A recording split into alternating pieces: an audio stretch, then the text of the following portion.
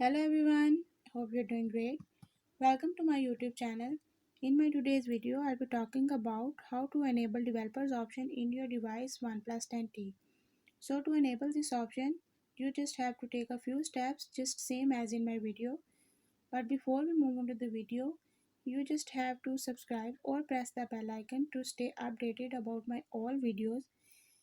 Now watch this complete video and you will learn how to enable your developers option in your device.